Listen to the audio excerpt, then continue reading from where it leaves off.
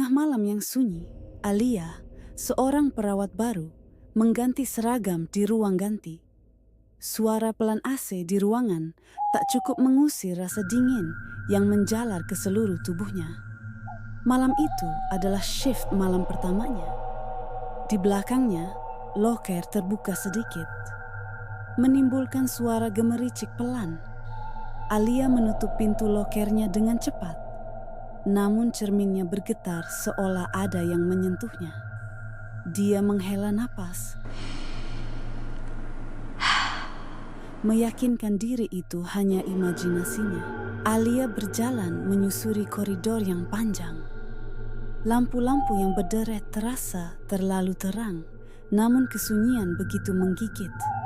Tidak ada orang lain, hanya langkah sepatunya yang terdengar.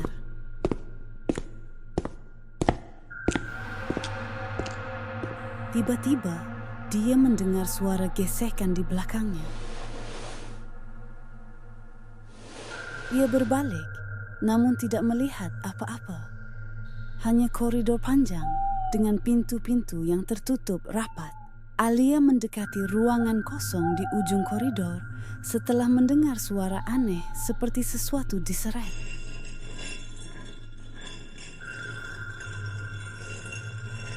Ketika dia berdiri di depan pintu, perasaannya semakin berat. Ruangan itu seharusnya tidak dipakai, tapi pintunya sedikit terbuka. Bau lembab menusuk hidungnya. Alia memberanikan diri mengintip, dan samar-samar terdengar suara seperti bisikan dari dalam.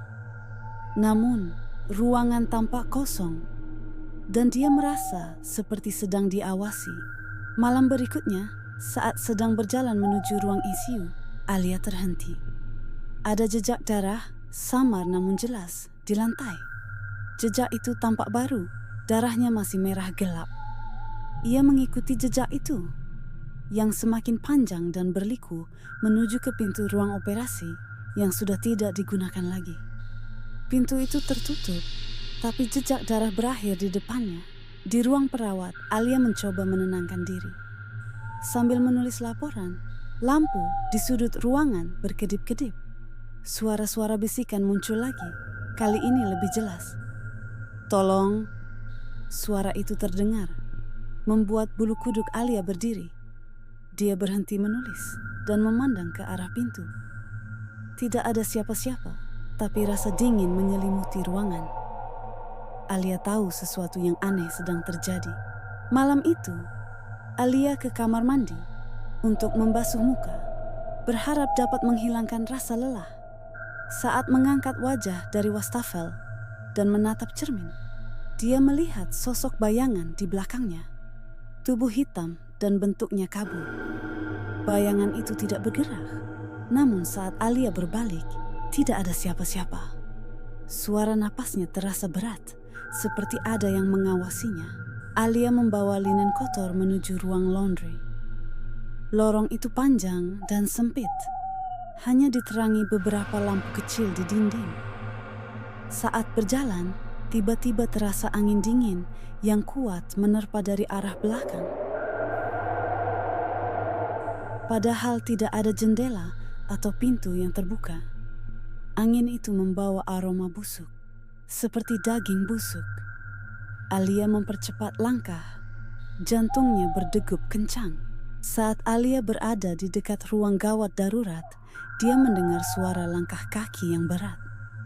Suara itu terdengar menyeret, seperti seseorang berjalan dengan kaki yang terluka parah. Namun, tidak ada siapapun di sekitar.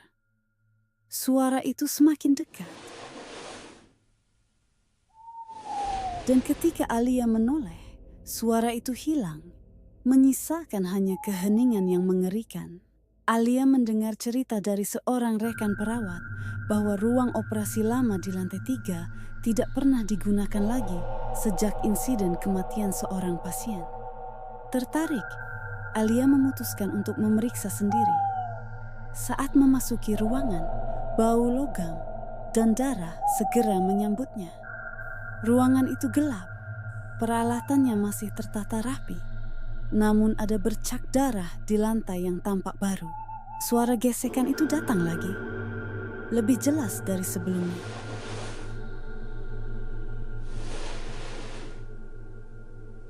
Alia berjalan menuju lift lantai 3, tempat suara itu berasal. Saat lift terbuka, dia terkejut. Di lantai lift ada seorang wanita, tubuhnya setengah hancur, menyeret dirinya dengan tangan. Wanita itu tidak memiliki kaki. Darah menetes dari tubuhnya yang luka. Mata Alia terpaku pada sosok mengerikan itu, dan hantu wanita tersebut tiba-tiba menatapnya dengan sorot mata penuh kebencian. Setelah melihat hantu di lift, Alia lari ke arah tangga darurat. Namun, di tangga itu ada jejak kaki yang bercampur darah. Tapi anehnya, jejak itu berhenti di tengah-tengah tangga, seolah-olah makhluk itu menghilang begitu saja. Alia merasakan detak jantungnya semakin cepat, seolah ada sesuatu yang mengejarnya di kegelapan. Mencari jawaban, Alia pergi ke arsip rumah sakit. Dia menemukan dokumen lama yang hampir tidak tersentuh. Ada laporan tentang seorang pasien wanita yang meninggal di bawah meja operasi.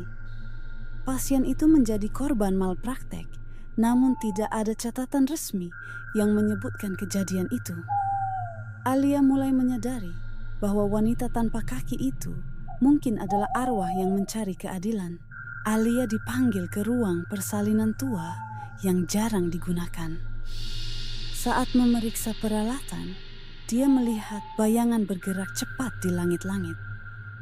Bayangan itu tidak berbentuk jelas, tapi dia tahu bahwa ada sesuatu yang mengintai di sana, sesuatu yang bukan manusia. Saat berjalan ke depan ruang ICU, Alia tiba-tiba merasa seperti ada sesuatu yang menempel di kakinya. Ketika dia melihat ke bawah, dia terkejut melihat tangan yang berdarah mencengkeram kakinya. Tangan itu milik wanita tanpa kaki yang pernah dia lihat di lift. Wanita itu menarik dirinya ke atas. Darah menetes dari mulutnya. Alia berhasil melepaskan diri dari cengkeraman tangan berdarah itu dan berlari sejauh mungkin. Dia menuju lorong belakang yang jarang dilalui, berharap bisa berlindung di ruang penyimpanan obat. Namun, lorong itu semakin sempit dan gelap. Di kejauhan, dia melihat bayangan wanita itu ngesot perlahan tapi pasti, jejak darah mengikuti di belakangnya. Suara gesekan tubuhnya semakin keras dan menusuk telinga, membuat Alia merasa mual. Dalam kepanikan, Alia menemukan pintu menuju ruang bawah tanah rumah sakit. Dia membuka pintu dengan tangan gemetar dan menuruni tangga curam yang penuh debu. Suara jeritan samar-samar terdengar dari dalam kegelapan. Jeritan itu seolah-olah berasal dari wanita tanpa kaki yang kesakitan. Tangannya gemetaran saat menyusuri lorong bawah tanah yang dipenuhi rak-rak peralatan tua. Darah menetes dari dinding. Setelah malam yang mengerikan, Alia memutuskan untuk tidur di kamar perawat. Dia berpikir semuanya hanya mimpi buruk. Namun, di tengah malam, dia terbangun dengan keringat dingin dan suara gesekan itu lagi. Di kamar yang sepi, bayangan wanita tanpa kaki tampak di pojok ruangan, menatapnya dengan mata kosong. Kali ini, Alia tidak bisa bergerak. Tubuhnya terasa tertahan oleh sesuatu, dan suara wanita itu berbisik pelan di telinganya. "Kembalikan kakiku." Keesokan harinya, Alia menemukan ruang operasi yang dulu pernah digunakan untuk operasi wanita itu. Ruangan itu sudah lama ditutup, tapi Alia merasakan dorongan kuat untuk masuk. Dengan bantuan kunci dari rekan perawat, dia membuka pintunya dan menemukan jejak-jejak darah yang memudar di lantai. Alat-alat operasi masih tertata, dan seolah-olah ruangan itu baru saja digunakan. Bayangan samar wanita itu tampak lagi. kali ini berada di atas meja operasi, tanpa kaki, tubuhnya penuh darah dan luka. Alia keluar dari ruang operasi dengan panik. Suara gesekan semakin keras dan mendekat dari belakang. Setiap langkah yang dia ambil terasa semakin berat, seperti ada yang menariknya kembali. Ketika dia menoleh, wanita tanpa kaki itu sudah sangat dekat, menyeret tubuhnya dengan tangan berlumuran darah. Wajah wanita itu tampak lebih jelas, penuh luka dan amarah. Matanya bersinar dengan kebencian yang tak terlukiskan. Alia berusaha berlari, tapi kakinya terasa lemas. Dalam keputusasaan, Alia menemui direktur rumah sakit, berharap mendapatkan jawaban. Saat duduk di kantor, direktur yang megah, ruangan terasa begitu sunyi. Direktur akhirnya mengakui bahwa insiden malpraktek itu memang terjadi, namun ditutupi untuk melindungi reputasi rumah sakit. Wanita itu tidak pernah mendapatkan keadilan. Saat Alia hendak keluar, lampu di kantor tiba-tiba padam. Di pintu, hantu wanita itu muncul lagi, menatap dengan tatapan penuh dendam.